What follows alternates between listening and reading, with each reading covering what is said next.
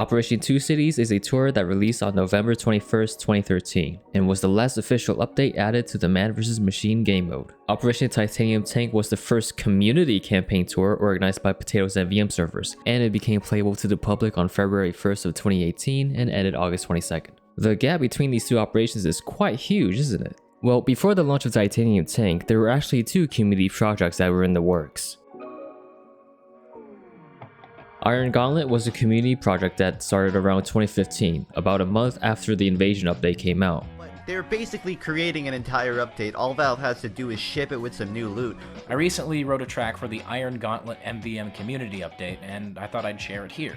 It's something that we all really want. Come on, Valve, give us an MVM update. This project was an idea of a community-created content update, similar to the Frontline update and the Mayan project if you remember them. The Iron Gauntlet update was organized by Woosles, Sedimentary Socks, and Cobalt, with Potatoes MVM servers supplying the servers, hence their name. They've hosted a number of custom MVM maps here that you might consider them as OG nowadays. But not only were these maps included, but it featured many weapons, cosmetics, taunts, and unusual effects focusing on a robotic aesthetic. The themes that came together in this collection were futuristic, wasteland, steampunk, technical gadgets, mechanic sets, and so on. But browsing through this collection, I can't help but feel that these items feel all over the place. Space-themed cosmetics seems a little out of date to add after the Invasion update, not to mention that a space-themed MVM map wouldn't exist until 2 years later. There's a few cosmetics here that are way out there, and I think they would be better put into a Halloween update than a robot update. Why Wasteland? Not that there's anything wrong with the theme or cosmetics, but is this what people think of when it comes to robots? I think the unusual effects here are fine, but the only two taunts in this collection aren't really robot themed.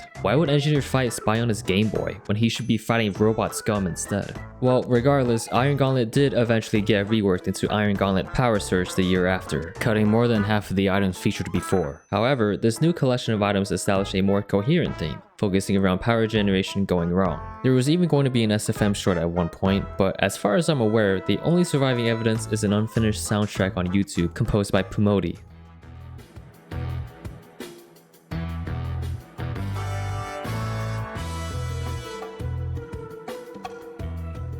Soundsmith, everyone's favorite funny TF2 YouTuber, also made a soundtrack for it, but it was mainly for his class assignment according to his description.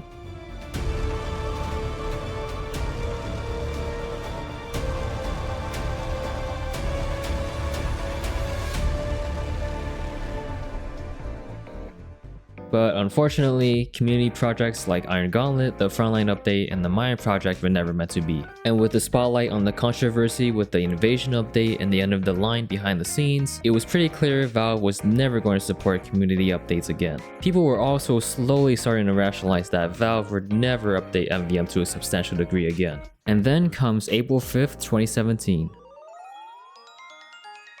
Mappers vs. Machines was an MVM map contest hosted by TF2 Maps and Potatoes MVM servers. One thing to note here, this was not a campaign tour. While missions were developed to coincide with the maps that would be submitted, this contest was dedicated to judging maps. Potatoes' role as usual was to provide servers for the maps to be play tested on. The submission criteria required each map to include one normal difficulty mission and a second mission being intermediate, advanced, or expert. Collaboration was allowed with up to 3 people per group, and each participant can contribute up to 2 entries. The judging criteria for these maps fell into 5 categories: fun, waves of the missions, aesthetics of the map, the creativity of the map, and the technicals of it, such as its polish and optimization. In total, there were 45 maps submitted for the contest, with 16 finalists, and a total of 5 awards and a $100 Steam gift card were handed out to the winners.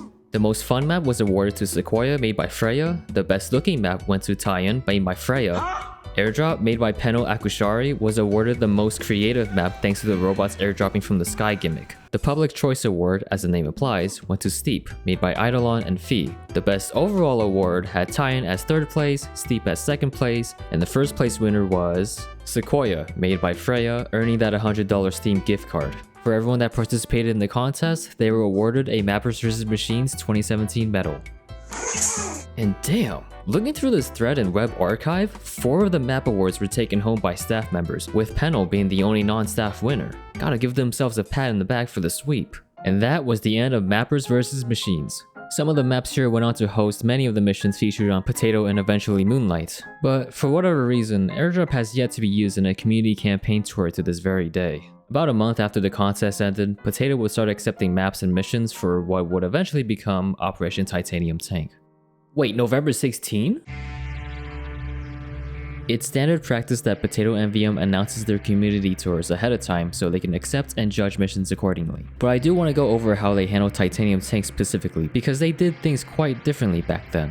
So, Operation Titanium Tank was announced on November 16 of 2017 within their Steam group. There were two phases to this event. The first was the bot builder. This phase was where missions on advanced difficulty only would be accepted for the tour until December 15. In total, there were 68 missions submitted by 56 participants. The thing with the bot builder phase though was that Potato handled it more of like a contest. The judges would pick 6 missions out of the 68 submitted that they believe would best represent the first unofficial community MVM tour. In fact, they proclaimed it would be the first contest to hand out medals for player participation. Though the amount of playable missions meant that Titanium Tank would have the lowest mission count in community MVM history, but it is in line with the standard Valve MVM tours. December 15 would eventually roll around and submissions were closed. Potato's judging team would get to work on evaluating missions over the entire month of January 2018. When February 1st rolled around, the second phase began, the bot grinder. This phase opened up Titanium Tank to the public for everyone to play the 6 missions that won the contest. Those who participated in the bot builder phase previously or were able to complete the tour in time earned a Titanium Tank Participation 2017 medal. As for the missions that made it in, well, the results speak for themselves here. But I want to talk about the 6th placement here because it's kind of weird. If you look at the complete contest results in their PDF file, it shows you that Mountainous Malware originally won 6th place, but they didn't have the score from the second judging run recorded, so I guess they decided to omit it from being one of the winners. So then comes the next best missions. Problem was, these 3 missions are tied for having the same score. Or I guess 2 missions actually, because Catastrophic Carnage wasn't even mentioned by the TF2 wiki or in the PDF's runner-up chart. The way they decided to break up the tie for 6th place here would be to let the beta testers decide based on their personal preferences. And the majority vote went to Power Palliative as the 6th mission for Titanium Tank. So, if anyone asks, Power Palliative is a Titanium Tank mission and Evil Eye is a Canteen Crasher mission.